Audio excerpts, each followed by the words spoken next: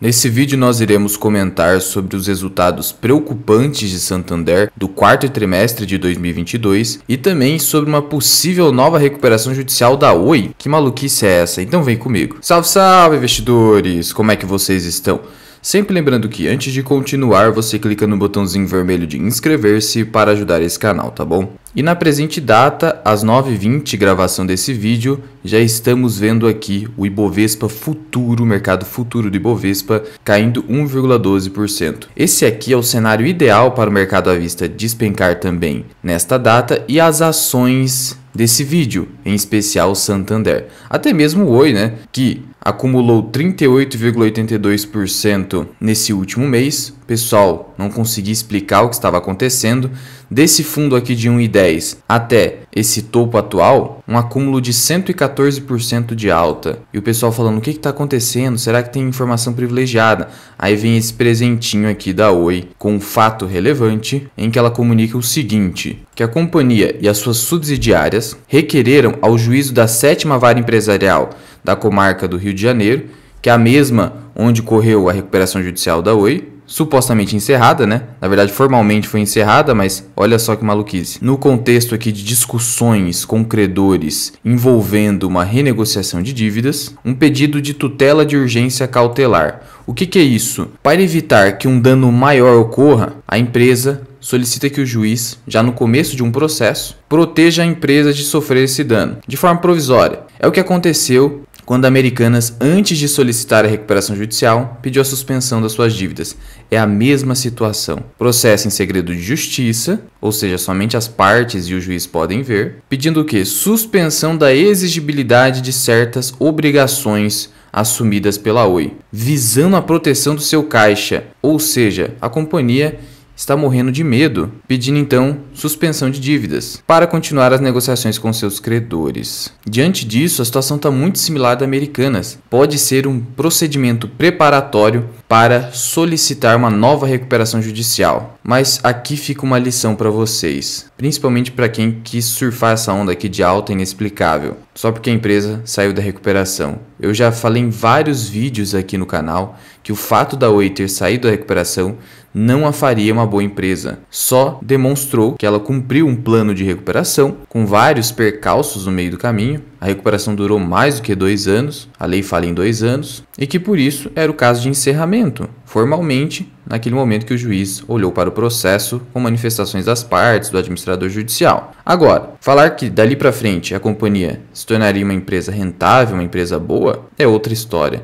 E isso a Oi nunca conseguiu demonstrar e olha esse novo fato relevante. Por isso, continuo fora da Oi, não é recomendação de investimento. Nesse momento de economia fraca, com o FMI apontando recessão global em pelo menos 1/3 do mundo, eu prefiro ficar com as boas empresas. Não é momento de você arriscar em pimentinhas, exceto com um percentual de no máximo estourando 1% da sua carteira. É hora de focar no óbvio, como diria o Barsi, já que nesses momentos de crise, com juros elevadíssimos e as empresas com risco de default porque sua dívida está muito alta, o custo do dinheiro está alto, o melhor a se fazer é ficar com aquelas empresas mais resilientes, por mais que elas não sejam aquelas com maior potencial de valorização. Lembrando que a Selic aqui no Brasil foi mantida na última reunião do Copom em 13,75%. Então muita gente achava que a Selic ia cair e foi mantida. É claro que isso só aconteceu porque ainda temos a independência do Banco Central, porque do contrário, é óbvio que nós veríamos uma queda na Selic, porque o Haddad e o Lula já sinalizaram que pretendem reduzir aí a taxa Selic. Mas enquanto ali o Roberto Campos Neto estiver no Banco Central, ele vai agir com independência. De qualquer forma, com esses juros altos, de novo, empresas com alto endividamento permanecem na corda bamba. Então eu ficaria mais cauteloso nesse momento. Não é momento de você ser um herói.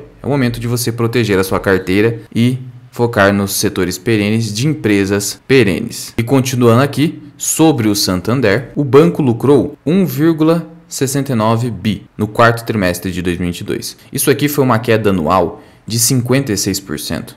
É uma queda muito forte. O mercado projetava um lucro de 2,8 bi, então veio muito abaixo, mais de R$1 bilhão abaixo do consenso do mercado. E essa queda toda, abaixo do consenso do mercado, vem do acréscimo enorme nas provisões.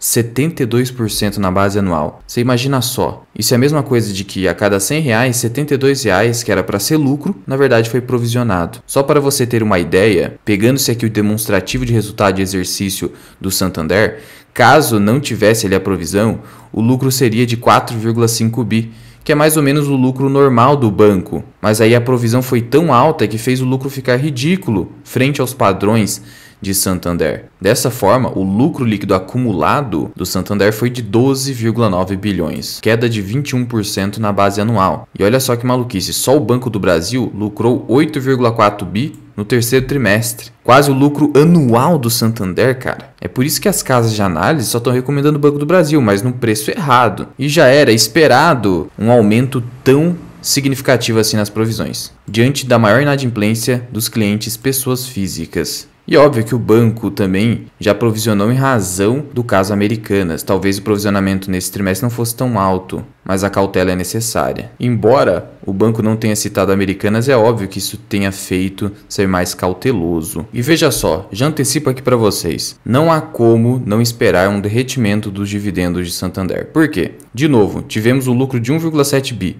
e o banco costuma trimestralmente distribuir 1,7 bi de dividendos. Você acredita que o banco vai distribuir todo o seu lucro, um payout de 100%? Isso não é nada razoável. Por isso, eu esperaria para os próximos trimestres, ao menos em 2023, uma queda forte nos dividendos. Por mais que o banco tenha anunciado aqui em 19 de janeiro um provento da ordem de 1,7 bi, que é o valor costumeiramente anunciado pelo banco. O banco só não irá reduzir dividendos se ele queimar caixa. E aí, eu considero isso muito ruim. Queimar caixa para pagar dividendo é dividendo não sustentável no longo prazo. Eu prefiro redução dos dividendos de forma temporária até superação da crise. Então, um dividend yield que você pode olhar aqui em SAMB3 de 8% pode esperar uma queda aí para 4, 5%. E veja só, o banco, apesar da queda nos lucros, teve aumento na receita, crescimento da carteira de crédito, as suas despesas cresceram abaixo da inflação, ou seja, verificamos aqui, entre aspas, que não houve culpa do banco nesse resultado ruim. O que acontece é um cenário macroeconômico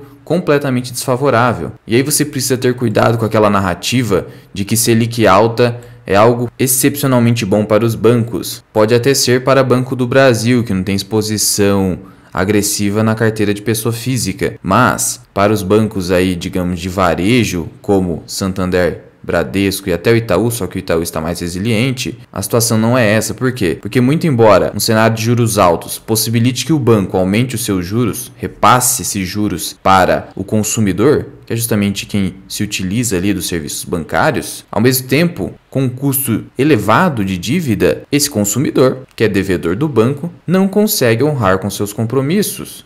E aí gera esse cenário de inadimplência elevadíssima, a ponto de o banco precisar provisionar 70% do seu lucro. Então, basicamente é uma balança. De um lado, lucra mais, na verdade tem uma maior receita, só que no final das contas o lucro pode ser até menor, porque o provisionamento é muito maior. E aí você vai me dizer, mas provisionamento é só uma previsão. Às vezes o banco pode conseguir receber, mas eu não fico esperando isso. Provisionamento você deve considerar perda, é perda. Esquece isso, esquece esse valor. Se, eventualmente, o banco conseguir destravar alguma provisão, é bônus, é surpresa. Esquece esse negócio, haja com o cenário atual. Não tente ficar no e se. Então veja aqui, o banco está crescendo 5% em clientes totais, crescendo 11% suas contas digitais, a sua corretora Toro expandindo também. O banco, diante desse cenário ruim e vendo o Banco do Brasil decolando, está aí com uma meta de atingir uma carteira de crédito total no ecossistema agro de 50 bilhões de reais até dezembro de 2023, o que é muito positivo. Eles já chegaram a uma carteira de 37,5 bi. Falta mais 12,5 bi até chegar a essa meta. Esperamos que o Santander consiga. O ROI do banco despencou, algo que já era esperado, de 16% para 8% no quarto tri. Era algo já esperado aqui, um ROI bem baixo, uma queda na margem financeira, tem uma tempestade perfeita. Por outro lado, o crescimento da carteira de crédito pessoa jurídica foi baixo, pessoa física acaba sendo o maior crescimento, e isso No momento macroeconômico atual é ruim, mas não há como fugir disso. É muito difícil fazer essa transição. Índice de inadimplência subindo, como já era previsto. Está aqui no topo, índice de inadimplência pessoa física. Isso, o índice até 90 dias. Agora, olha aqui acima de 90 dias, 6,3%. Está muito pesado. E aí olha só, a quantidade de crédito que está sendo renegociado. Subiu 56,2% em 12 meses. Quase 37 bilhões de reais que o banco está fazendo renegociação. Realmente não está fácil. E aí, diante do resultado ruim, tivemos uma queda na Basileia, ficando aqui em 13,9%. Abaixo de 10% você deve ligar o seu alerta, porque o que é o índice de Basileia? É a relação entre o capital próprio e o capital de terceiros. Ou seja, qual o percentual entre o capital do banco e o capital daqueles que depositam seu dinheiro no banco. Isso aqui significa que apenas 13,9% do total é do banco. Então, cuidado. Abaixo de 10 é sinal de alerta claro. E aí, diante disso, a sua dúvida é a seguinte: eu devo comprar? Eu devo vender? Eu devo aguardar? O que eu devo fazer nesse momento? Olha, vou te falar aqui o que eu vou fazer com a minha carteira. Vocês sabem que eu tenho uma exposição relevante em Santander. Eu tenho aqui 2,13% da carteira, 1.000 ações de SAMB 4. Agora está com uma queda de 2,46%. Mas certamente o banco vai desabar. Então eu tenho 2,13% aqui e eu também tenho as ordinárias, mais uma pequena exposição de 0,78%. Então eu tenho 3% de Santander. É uma posição relevante para um banco agora que teve uma queda forte nos seus resultados. E veja que eu coloquei aqui o máximo de 3%. Então, por hora, eu vou aguardar, deixar as ações em quarentena. Por que eu não vou vender mesmo com toda essa queda? Porque não foi culpa do banco, como eu falei para vocês. É culpa, entre aspas, do cenário macroeconômico global, inclusive. E o banco não teve prejuízo. Então esse é um primeiro ponto. Enquanto não tiver prejuízo, eu não vou pensar em vender. Mas para pensar em comprar, eu preciso de um desconto muito, mas muito grande para aumentar minha gestão de risco. Por enquanto, não pense em comprar, já que eu já cheguei a uma posição de 3%. Não quero aumentar meu risco. Você não pode aumentar o seu risco simplesmente porque é um cenário muito ruim para aquela empresa. Exceto, por exemplo, se você vai começar a comprar agora o banco, aí você compra só um pouquinho. Agora, se você já tem na sua carteira, já chegou a uma posição relevante, se você vai aumentar ainda mais o seu risco, eu precisaria que o banco caísse aí pelo menos 20, 30% para eu pensar em aumentar meu risco no banco. Não é recomendação. Sendo que as ações ordinárias hoje já estão com valor abaixo do patrimônio líquido.